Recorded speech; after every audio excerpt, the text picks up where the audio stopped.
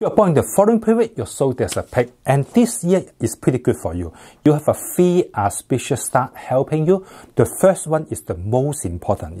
We call the Zimei. This star is just like the king, take care of you, so you will feel better in your business, better in your money fortune. So anything you want to do it, this year is not a bad year for you to consider.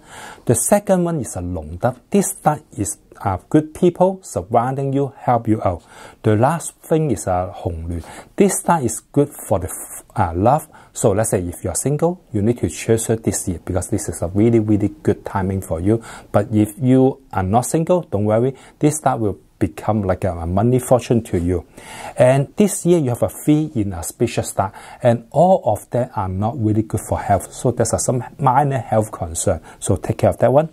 May and August is not really good for you, but February, March and July are much better. So anything important you can schedule in this 3 lucky months to do that.